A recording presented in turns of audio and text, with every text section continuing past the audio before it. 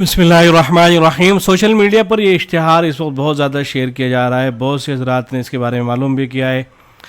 اس میں اصل یہ شیعوں کے ہاں ایک پروگرام ہونے جا رہا ہے مالیگاؤں کے اندر. پروگرام کا عنوان ہے 1500 سالہ جشن عید میلاد النبی صلی اللہ علیہ وسلم, اور اس میں حضرت مولانا محمد اسماعیل صاحب قاسمی, حضرت مولانا محمد امرین محفوظ رحمانی صاحب, ان حضرات کی تصاویر ہیں, ان کے نام شامل ہیں اس کے اندر. اب غالب گمان یہ ہے کہ یہ جو اشتہار تیار کیا گیا ہے یہ ان حضرات کے علم میں لائے بغیر شاید کہ تیار کیا گیا ہوگا, یا تو ایسا ہوا ہوگا کہ ان حضرات کے بالکل علم میں نہیں ہوگا کہ اس طرح کا کوئی پروگرام ہونے جا رہا ہے, یا علم میں تو ہوگا لیکن پروگرام کی نوعیت کس طرح کی ہے, کیا ہے, یہ سب باتیں ان کے سامنے نہیں ہوں گی.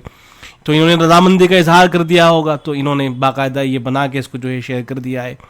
اس لیے کہ اگر معلوم ہوتے ہوئے یہ سب کچھ کیا گیا ہے کہ ان کو پتہ ہے کہ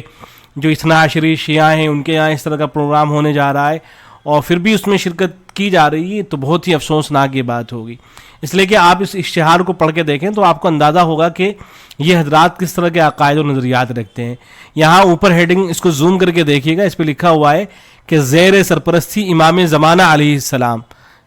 زیر سرپرستی امام زمانہ علیہ السلام. اور امام زمانہ سے ان کی مراد جو ہوتی ہے جو اثنا عشری شیعہ ہیں وہ حضرت مہدی ہیں. ان کے حضرت مہدی جو امام غائب ہیں, غار سر مندرا کے اندر روپوش ہیں, وہیں سے بیٹھ کر وہ سارے کام کر رہے ہوتے ہیں. ان کے مطابق ان کے عقائد اور نظریات یہ ہیں کہ وہ چھپے ہوئے ہیں, اور جب ان حضرات کے یہاں کچھ مخلصین لوگ پیدا ہو جائیں گے تو اس وقت وہ وہاں سے نکل کر آئیں گے, تو وہیں بیٹھے بیٹھے وہ سرپرستی فرما رہے ہیں اس پروگرام کی. تو جس پروگرام کی سرپرستی جو ہے ان کے امام غائب کر رہے ہوں, اس پروگرام کے اندر اہل حق علماء کی شرکت کا تو کوئی مطلب بنتا نہیں ہے. اس طرح کی چیزوں سے جو اہل باطل ہیں ان کو بڑا فائدہ ہوتا ہے, لیکن جو اہل حق ہیں ان کو نقصان ہی نقصان ہوتا ہے. اہل باطل کو ایک فائدہ تو یہ ہو جاتا ہے کہ وہ اس طرح کی چیزیں دکھا کر کے اپنے آپ کو جو ہے اہل حق ثابت کرنے کی کوشش کرتے ہیں, اور یہ بتاتے ہیں کہ دیکھو تمہارے جو علماء ہیں وہ ہمارے پروگرام کے اندر شریک ہوتے ہیں, وہ وہی باتیں کرتے ہیں جو ہم کیا کرتے ہیں. مواد علی جمیل صاحب جو ہے ان کا ایک جملہ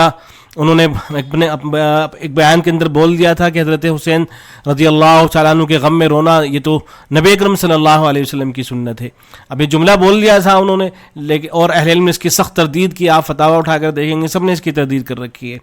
اب اس کا نقصان کیا ہوا؟ نقصان یہ ہوا ہے کہ شیعوں کے یہاں جب ماتم کے پروگرام ہوتے ہیں تو وہ اپنے آپ بڑے بڑے بینر جو لگا کے رکھتے ہیں, ان بینروں کے اندر مواد علی جمیل صاحب کی تصویر بھی لگاتے ہیں, اوپر یہ جملہ بھی لکھتے ہیں کہ خود مولانا یہ فرما رہے ہیں. تو اہل باطل جو ہوتے ہیں وہ ان چیزوں سے فائدہ اٹھاتے ہیں, اور جو اہل حق ہوتے ہیں اس طرح کی چیزوں کو دیکھ کر وہ پریشان ہو جاتے ہیں. وہ بعض مرتبہ شکوک و شبہات کے اندر مبتلا ہو جاتے ہیں کہ بھئی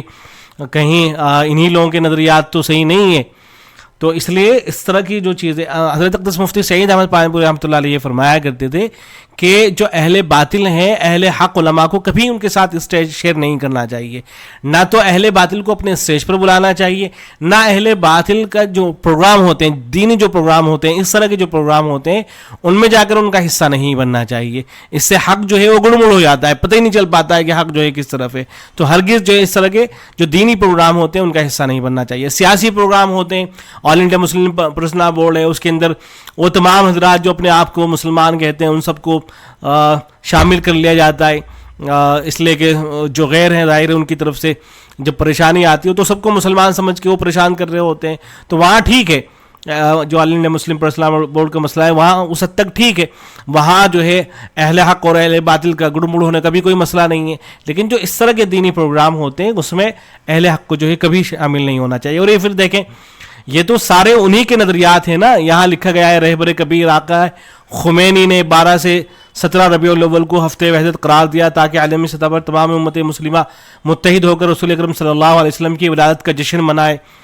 من جانب شیعہ اثنا عشری جماعت والے گاؤں. تو اب یہ جو ان کے عقائد اور نظریہ گویا کہ ان کا نظریہ تھا کہ یہ کام ہونا چاہیے, خمینی صاحب جو تھے,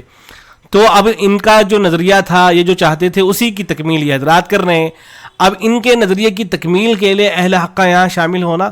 یہ اس کا کوئی مطلب نہیں ہے ظاہر ہے. اور پھر خمینی صاحب جو نظریات رکھتے تھے, حضرت مولانا منظور نعمانی صاحب رحمۃ اللہ علیہ ان کی جو کتاب ہے ایرانی انقلاب اور خمینی اس طرح کا جو اس کا نام ہے, تو اس کے اندر پڑھ کے دیکھا گیا کہ کیا کچھ ان کے نظریات تھے, کتنے خطرناک یہ حضرات نظریات رکھتے ہیں. انہوں نے تو اپنی کتابوں کے اندر یہاں تک لکھا ہوا ہے کہ حضرت ابوبکر صدیق رضی اللہ تعالیٰ عنہ، حضرت عمر فاروق رضی اللہ تعالیٰ عنہ، ان حضرات کی قبر نبی اکرم صلی اللہ علیہ وسلم کے پاس میں، تو جب امام غائب نکل کر آئیں گے، امام غائب جب نکل کر آئیں گے تو ان حضرات کی باقاعدہ قبروں کو کھدوایا جائے گا نعوذ باللہ، اور پھر حضرت ابوبکر صدیق رضی اللہ تعالیٰ عنہ کو، حضرت عمر فاروق رضی اللہ تعالیٰ عنہ کو، ان کی لاشوں کو نکال کر جو ہے ان کو لٹکایا جائے گا، اور جتنے بھی